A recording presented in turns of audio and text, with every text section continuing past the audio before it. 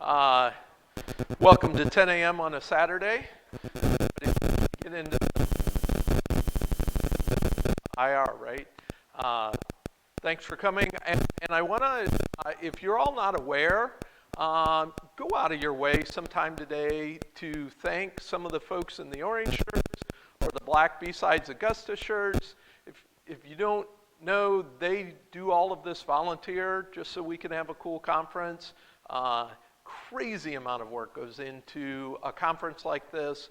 So please take a moment as you're passing by just to shake their hands and tell them thank you for enabling us to do this. So this morning I'm going to talk about investigating Macs.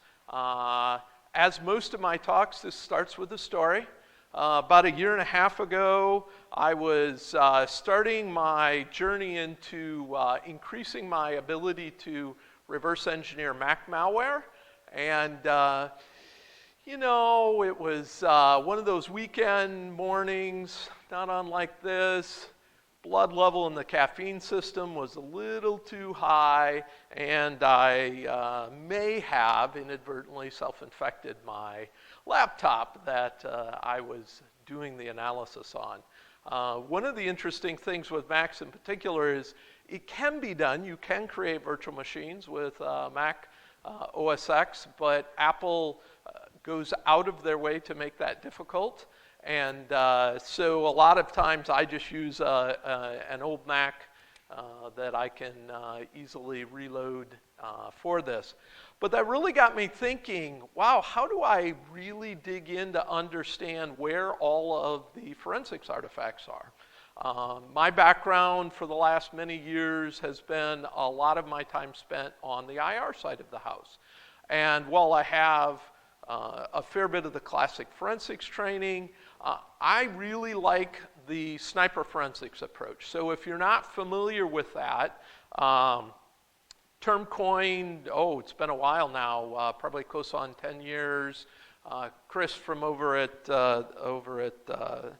Spider Labs coined the term, and really the idea here versus the old style forensics is all about picking out the data points that are most interesting to us, right? If we're doing a particular task, what are the forensics artifacts, for instance, that are most likely to help us get just that so that we can investigate quite quickly?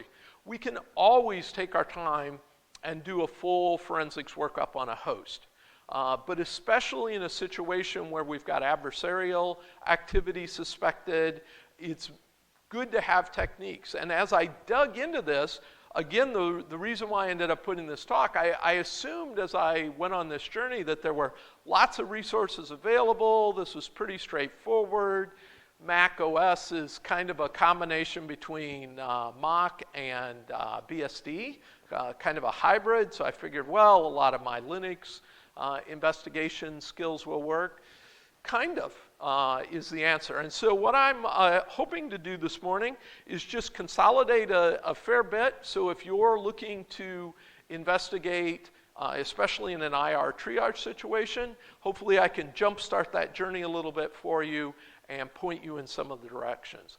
This is probably an intermediate level talk in that I'm assuming you've got some IR fundamentals, assuming you've got some things like basic skills. If you don't have those, you want to get some background. I do have a bunch of references at the end to give you to help with some of those.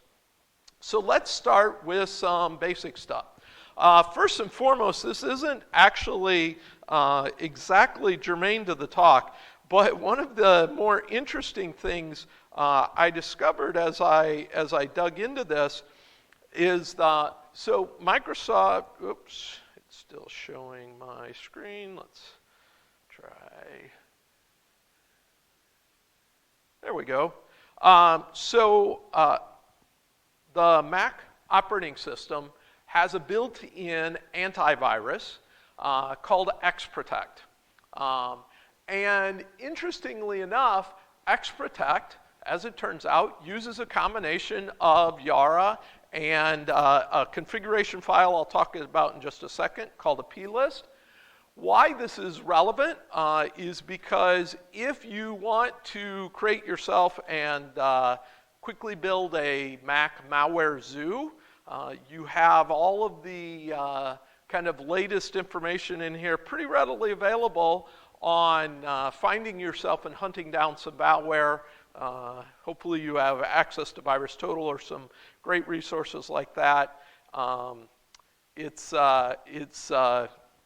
kind of an open source AV, essentially, freely, readily available to look at. By the way, I'll have a link to the slide deck at the end, so don't feel like you've got to try and capture. So a few other kind of core things that we'll see through the course of this morning. DMG is an Apple disk image file. KEXT is essentially the equivalent of a device driver for OS X as compared to Windows. Now the interesting thing with both applications and device drivers equivalents on OS X, they're actually directories. So if you go out to the folder, you'll see the whatever.kext. That's a directory, not a file. Go into that directory, you'll see all the subcomponents, including things like the property list files for the configuration that make up that driver. One of the, I found that the OS X platform has a really interesting combination of really closed and really open, in that a lot of the forensics attributes that we're interested in are widely open. Apple documents them quite well on developer.apple.com. So you'll either find something there and well documented, or you'll find nothing. When you find nothing, that's usually by design, it seems. Property list files are a key. They're basically just a JSON text config file that has configurations. Now there are both ASCII and binary versions. So for the binary versions, there's a plist buddy tool.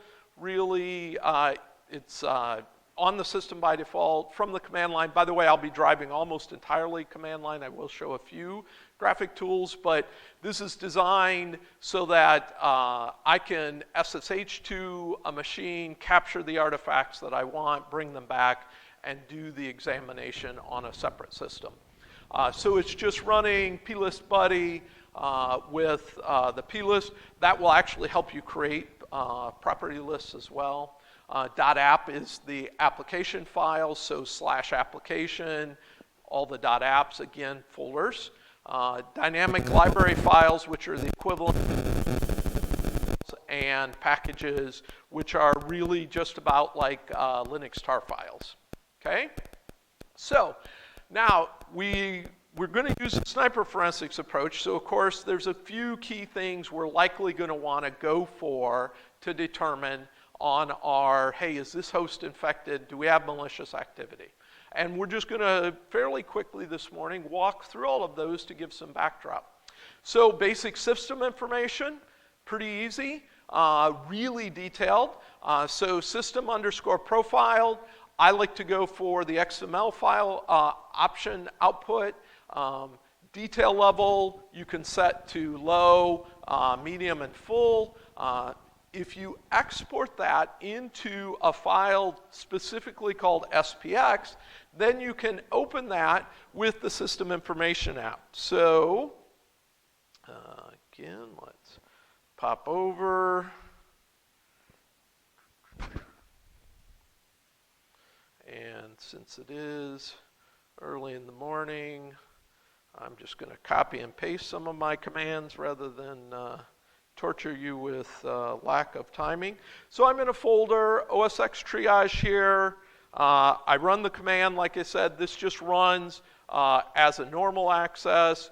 You'll get some activity that shows as it's running here. This is really comprehensive. Compared to a lot of the Windows, you're going to pick up a real wealth of details on the host. All of the drives, the accounts that are on the system, a real large amount of depth. And then if you just flip over to the system information tool,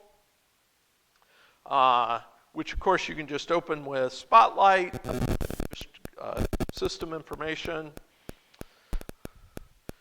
And then if you do a file open, you can open one of those that's been gathered remotely. So here's my OSX triage folder. We can open that file up. And you'll notice there's a lot of details.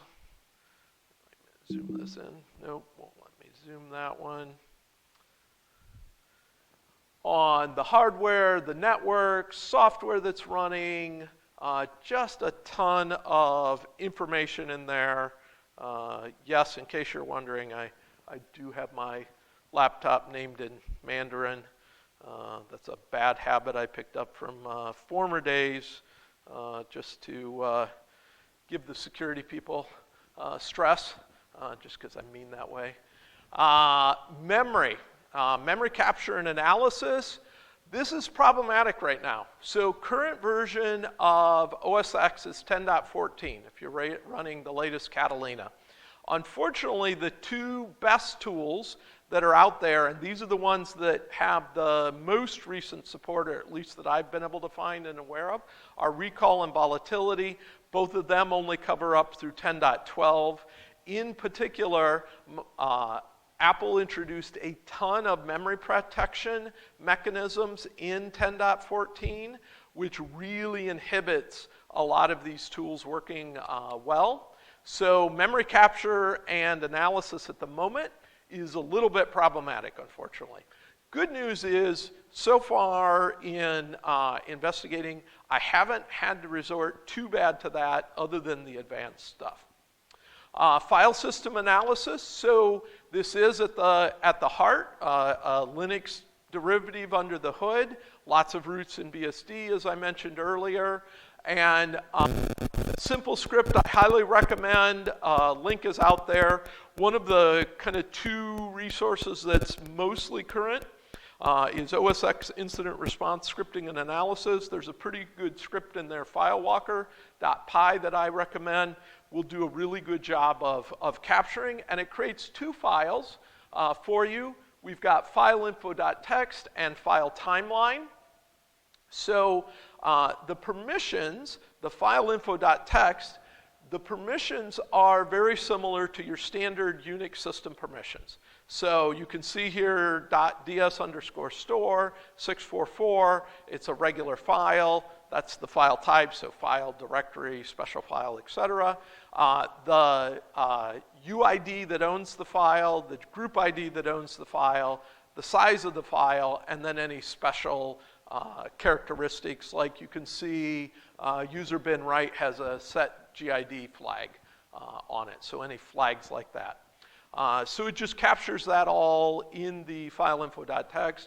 File timeline is converting all of the timestamps. So OS X uses a timestamp based upon 0 time, so it's time since January 1st, 1904. It's unique to OS X for a start time, but it works just like Windows and Unix systems. They just picked a different reason. And so you've got to calculate that. This will convert to UTC automatically.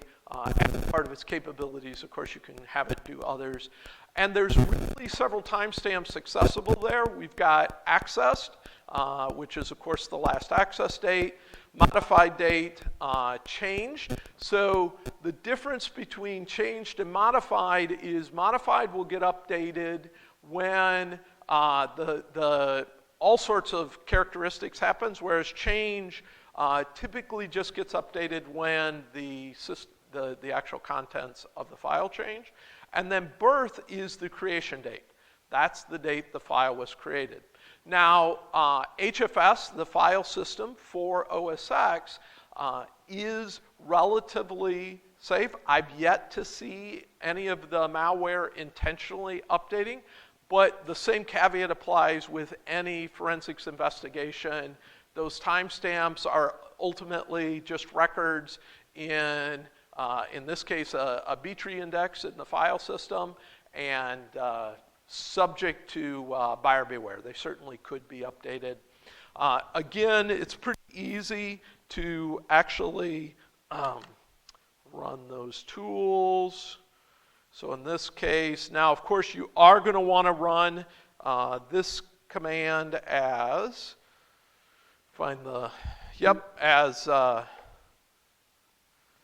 as sudo. A lot of the commands you're going to want to run as root, so of course you can capture all of the activity. And so I'm just running the file walker. It's in the chapter 4 directory. I'm telling it to start at the root of the hard drive and put its output in a directory called triage, is what I'm doing here. And of course I'm being prompted for my password.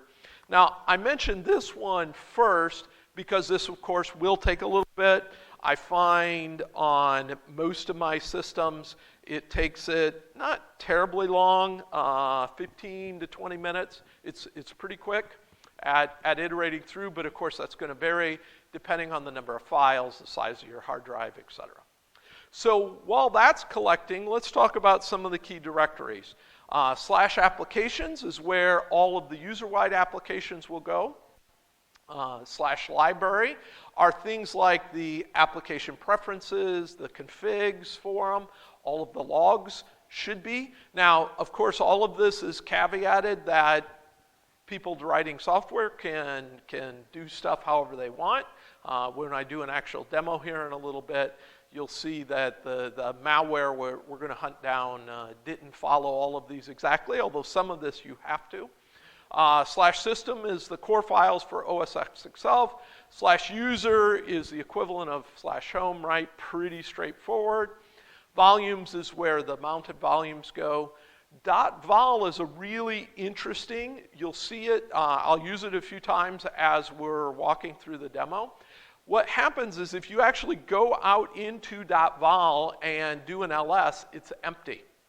However, if you use the stack command on a file, what you'll get is the inodes of the actual file.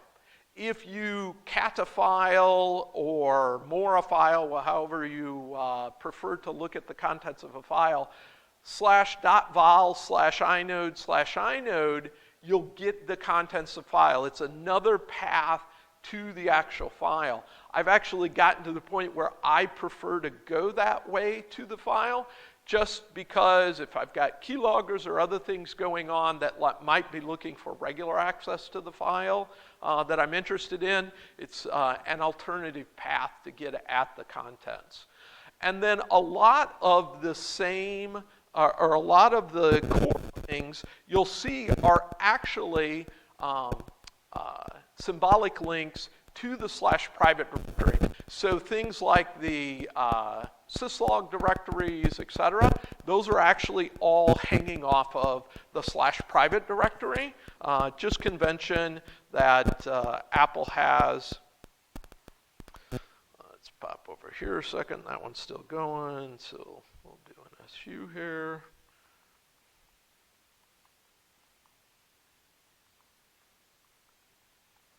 So if we look there, notice we've got temp, we've got var, we've got etc. Those are all pointing to that private directory. So that's where we'll end up actually looking at for potentially a lot of our things when we go for system logs and stuff like that in just a minute.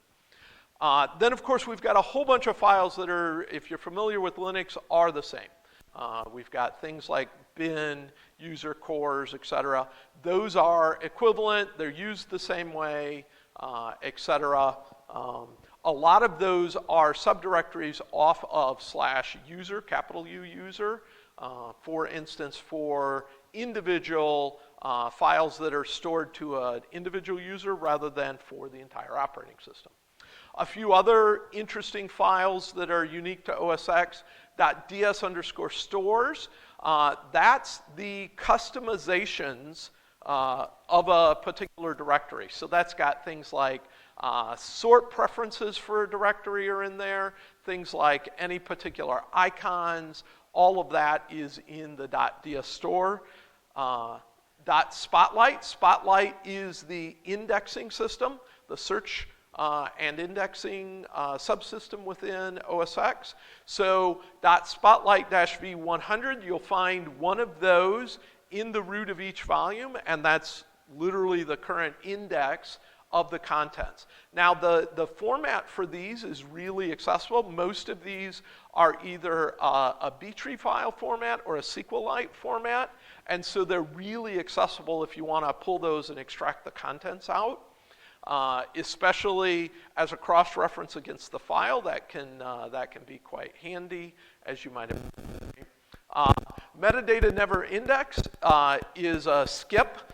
So if that's in a volume root, that entire drive gets skipped over by Spotlight. And then, of course, you can have either folder name or file name .noindex, which means it's hidden to, again, also Spotlight.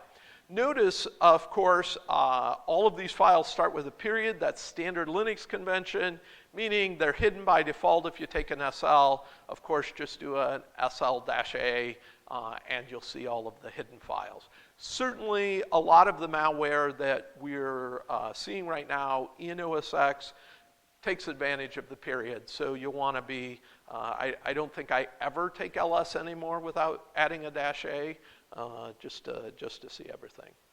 And then some useful file tools that are built in. Xattribute is just a tool that shows extended attributes. Not every file has extended attributes. When you do a directory listing, at the end of the permissions, like you would normally see for Linux permissions, so your 644, 755, etc., you'll see potentially an ampersand, or I'm sorry, an @ symbol. If there's an @ symbol, what that means is that there's extended attributes associated with that file. Doing Xattribute on that file name will show you those extended attributes. MDLS will give you the metadata. The OS X system captures metadata about almost every file. It's automatic. It tends to be very rich. A lot of applications support the metadata. So especially things associated with web utilities like your Chrome, your Safari, etc., will have very rich metadata. Things, for instance, will be in there like quarantine status, indicating, hey, what was the URL that it was downloaded from, things of that nature. This is, again, just a JSON file, easily accessible and viewable. Stat will show you the stat information on the file. Particularly, that's useful for the inode values associated with a particular file. And last but not least, good old file. If you're familiar from Linux, investigation, that tells you the file type, of course, right? And again, let's take a look at some of those real quick. Pretty easy peasy. Our file listing finished. We will use that here in a bit. So let's get to the right screen. So here's our OS X triage folder. Notice here, as I mentioned, that @ symbol. So the DS store file has extended attributes. I'm, oops, not typing well.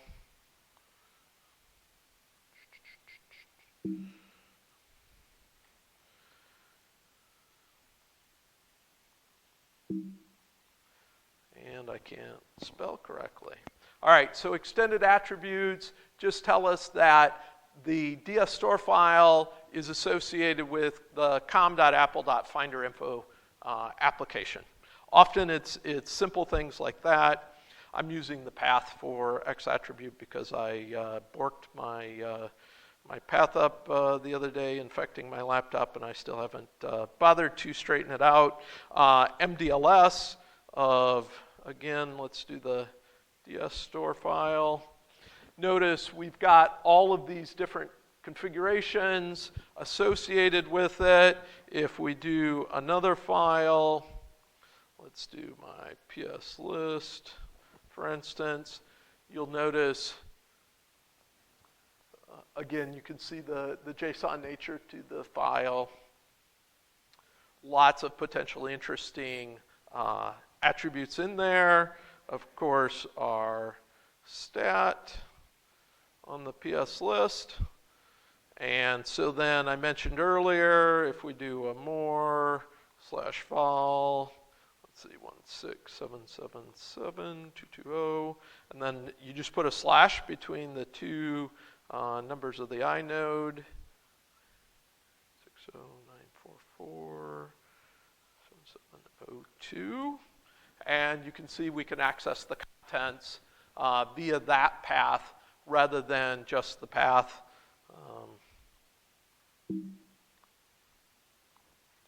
Same contents, okay?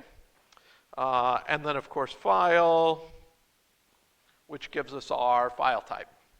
Pretty straightforward, standard stuff. A lot of this is really straightforward. Really, the biggest hurdle I found was finding information about where all of this stuff is and what it is, and specifically current, because Apple makes no promises on any of this, of course. It is a closed-loop operating system, although any of this type of information, they do a good job of updating it as they go. So one of the key things that's really, really valuable for us, that's often a question we have, is what was downloaded. So the key caveat here is this is maintained by just applications that support it. The good news is the vast majority of applications that run in OS X support the quarantine attribute. So this is just a file. It's just a SQLite file. Current version is .v2. The old version was, big surprise, v1.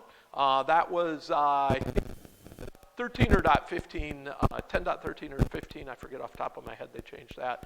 But just look for the quarantine events, com.apple.launch services.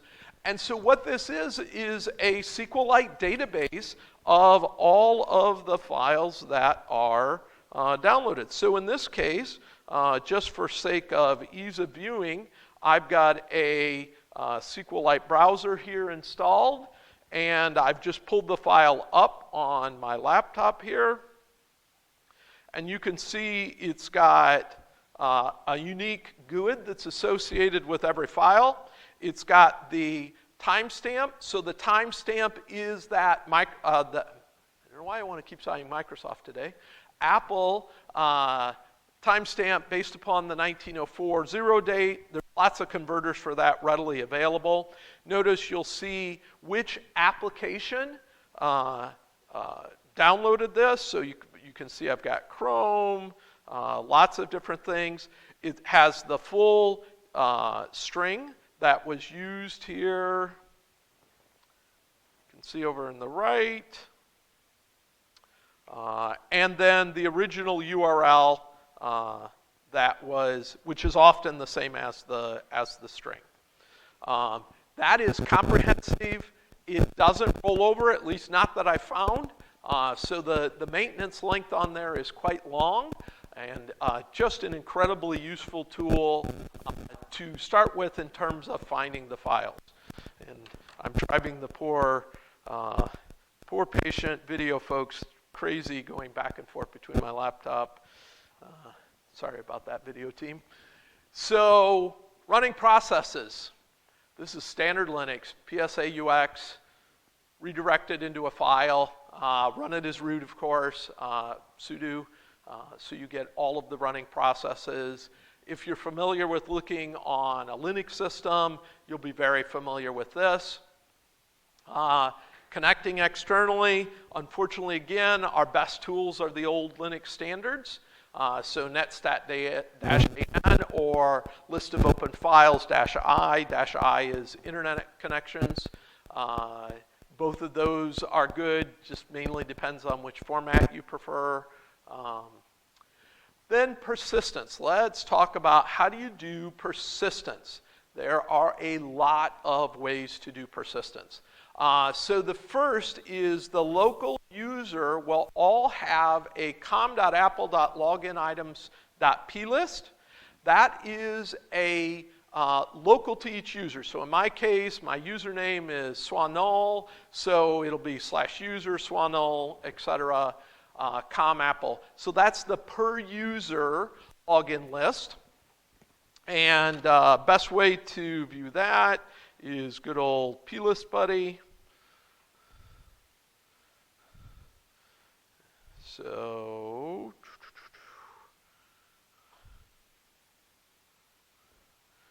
we pop over. So user, libexec, this plist buddy I gave earlier, I'm just going for my, in this case I'm using tilde, yep, I'm logged in as local user. So again, JSON style file, we can see here, so this is just base64 configuration data. Property lists, by the way, this is an example of property lists, are well documented. So just go to developer.apple.com. You'll get all sorts of details on how to build, etc. And so in this case, just if you look down towards the end of each block, that gives you the application name. So I'm running, this is my personal laptop, I'm running Steam, I've got iTunes Helper automatically firing off, Caffeine is the tool I use to keep the laptop from going into sleep mode, VMware Fusion, and last but not least, Viper VPN. So those are the applications that I've got set to auto start as part of my local user configuration. And those will be set for all of the users in the system. Great place to start. Now, I mentioned earlier that the applications themselves are really a folder. So if you go to applications, whatever application name .app, contents library login items, you'll find again, now this directory doesn't exist for every application. It only exists for the applications that have auto start characteristics with them. Then we have launch agents and launch daemons. Little bit of nuance between the two, but effectively they're the same thing. Any and the library directories are universal, so those are going to be agents or daemons that fire up for all users.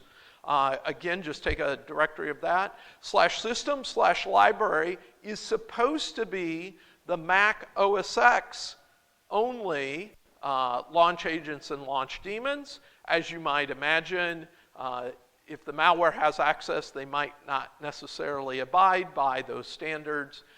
They are going to need root to put themselves some sort of root access in order to write themselves out to those directories, but we shouldn't overlook it. Users, username, library, launch agent. I have found pretty consistently, so I've analyzed about 30 pieces of Mac malware so far as part of the last year in pretty good detail. Most of them are going, I'm finding, for the login items plist or the local user launch agents. If they've got higher, then they do go for the library launch agents. Have seen a few there. Good old cron tab works still on Mac. Of course, Apple doesn't recommend that, but it works just fine. So of course, a cron tab -L will list out all of the cron tabs. Normal caveat applies, right, that you've got local directories that you've got to be aware of as well. Kernel extensions are device driver equivalents, as I mentioned earlier, and you can have @jobs as well. So all of those are persistence items that we've got to be aware of. Browser history. So there's a few places that are pretty universally accessible. In particular, the user's username library cache Java cache folder. So when Java executes on OS X, it actually stores all the jars and IDX files, which there's a great parser at that GitHub link to parse the IDX file format. All of those are there. Of course, a lot of the stuff associated, especially with web-based threats, certainly has Java characteristics associated with it. And then I've included the specific different browsers. So in the case of Safari, they're doing almost everything in property lists. History, downloads, last session, really straightforward. Similar to that quarantine SQLite database I pulled up earlier, really detailed, lots of good stuff in there. And the cache.db is also a SQLite database, so that's a cache of the folders. Then Google Chrome. Google Chrome is using a SQLite database, so I've included a few queries to parse some of that. In interest of time, we'll keep moving. Firefox, similar. It's also a SQLite database. Lots of good data, readily accessible. Of course, there are lots of other browsers out there. Now, starting with 10.13, Apple changed their logging format. So they have what they call Apple system logs in private var log ASL. Those are much more akin to event log on Windows. Much more detailed. They're stored in a binary format. What you can do, though, is you can use the command line syslog, or you can run console.app and import the ASL files. And of course, standard fare here applies for the log files, right? If you've done any investigation work on Linux, it's gold. You should certainly capture those because they're really, really rich. The audit logs in private var audit are all associated with the security tools. So Gatekeeper, which is the subsystem within OS X that, hey, you've downloaded this from the internet. Do you really want to, this is an unidentified developer. All of that stuff is coming from Gatekeeper. Things associated with XProtect, any of the other security tools will be in there. And those are indexed based upon the start times. PR audit is the command line. Key things you're looking for in those logs. So local terminal accesses, you want to look for a login bracket PID. That's going to be the events associated with the local login service. You're looking for user underscore process. That's the login events. Dead underscore process is the logout events, the log off. And there'll be timestamps, of course, with each of these entries. Same thing with login window. That's the interactive GUI window. SSH, of course, is SSHD. Same convention for that one as well. Then there's screen sharing, which isn't turned on by default, but is often turned on, I found. It's essentially the equivalent of VNC for OS X. Those are called screen sharing D. That's the event type you want to look for in the logs to find login events associated with screen sharing. And then, of course, privilege escalation events are always important to pull. SU, bad SU after the SU means it was an unsuccessful SU attempt. If it was successful, there's just no message. It just says whatever username to root, or of course you could SU to another username as well on, and it'll have the device terminal information. Sudo will have the username and the associated information, including the command. So OS X does a good job of logging those for us. Bless you. And let's show a little bit of a demonstration.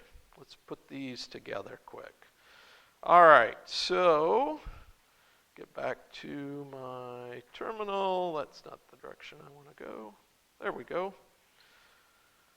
All right, so in this case, I'm going to start with good old, let's just sudo su because we're going to want to run most of this as root psaux process list. All right, and just for sake of seeing, let's open this. PS list, there we go. Pretty standard process list. Now, again, I'm going to cheat a little bit in terms of just move along pretty quickly. But it's the standard types of things that you would look for with your standard Linux approach, right? So, in particular, this seems a little iffy. We've got Python running users, swano, library containers, folder.pfd, which of course makes it hidden by default unless we do a -a, and then a file called kf, etc. That doesn't feel particularly normal. So let's take a look at our files associated with that. LSOF, so we'll do a -i, -p, and our process ID 46273. Oh, let's do that into a file rather than to the screen.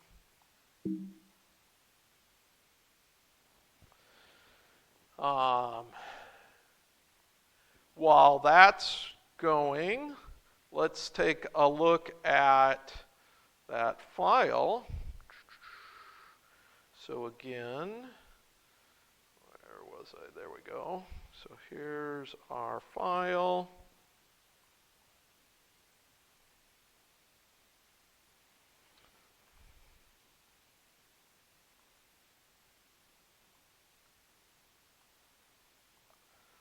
Let's just start with that parent directory first, see if there's anything else in there. Nope, just that one file. No @ symbol at the end, so we don't have to bother with any X attributes.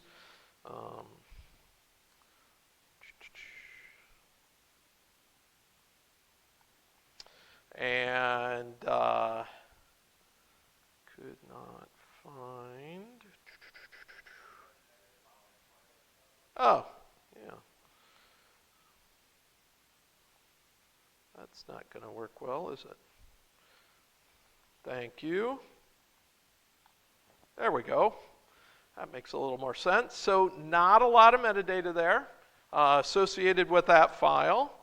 Let's see, file type.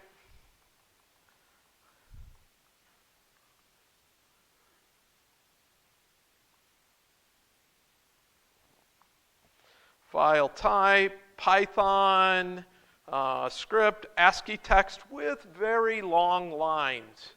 That's not suspicious at all, right? And then last but not least, let's do a stat on that. So there's our inodes. Let's do a more /.vol /1677720 /8609543879. Nope.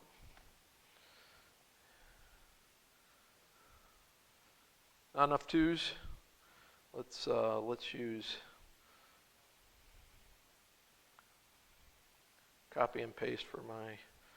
I did mention lack of caffeine too early in the morning, right?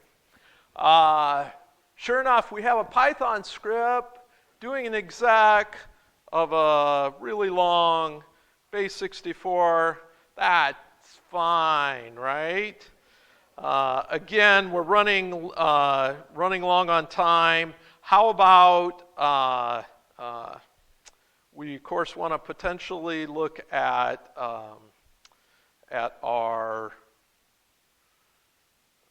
thing. So I'm going to jump here and copy.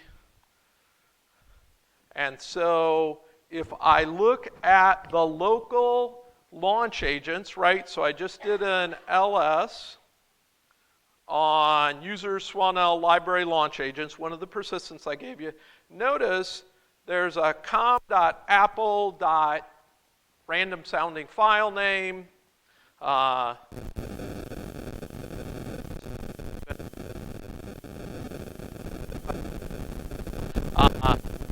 Persistence item. And of course, key things we also would want to do, look at quarantine, some of the other downloads, how the heck did that get in there, right? We look at the file and date associated with the birth date of that file that's running, look in the file system. This is standard IR triage type of approach. You can find lots of ways. So wrapping up, there are a couple other options. If you're willing to run agents, I highly recommend both Google Rapid Response and OS Query. Those aren't really germane to a lot of these, in my opinion, because it takes you running the agent before for this to really be effective for your needs. I include a bunch of reference material. First and foremost, if you're at all interested in Mac forensics and you're not reading Sarah Edwards' blog, you are missing something that is pure gold. Sarah Edwards is hands down one of the best folks on the Mac forensics front. There's just all kinds of great materials out at Mac 6 and 6. If you're really interested, the Evil OS X is the malware I was running. I've got it running as a rat. So, questions. Let's get to questions quick. Yes, sir? Yeah. Debugger. So I personally, for the Mac forensics, actually, my favorite is good old Binary Ninja. That's my preference of choice for the Mac stuff. Otherwise, I drive mostly command line. But Binary Ninja does a great job. Of course, if you're familiar with IDA Pro, IDA Pro stuff works well for the Mac files as well. URL to the talk, I'll get it uploaded today, I promise. Sir?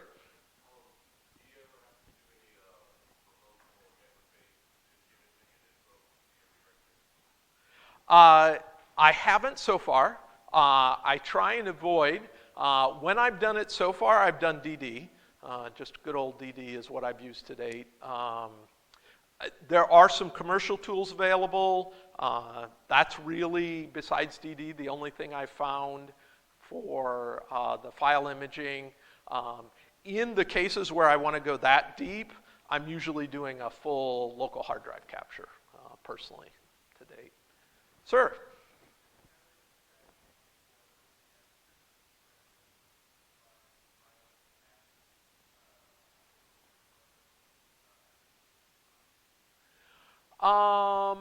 Certainly there are patterns like the ones we just saw. Look for the periods at the beginning.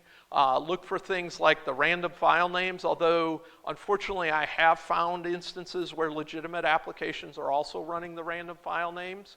Part of the reason why I recommend the .yara file at the very beginning is that's a really good cross-sampling of the Mac malware. What I started my journey is I went and researched all of those to really understand what were the approaches that those use to help me really key in, because I like to start with, well, if real malware is doing it, I should definitely understand that, right? That's really the keys there, unfortunately. All right, with that, we've got, let's see, we've got a couple giveaways that I'm supposed to give away. Let's see.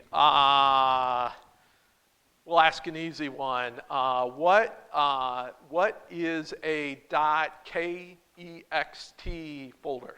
That's a kernel driver. Would you like the lockpicks or the blue? Okay.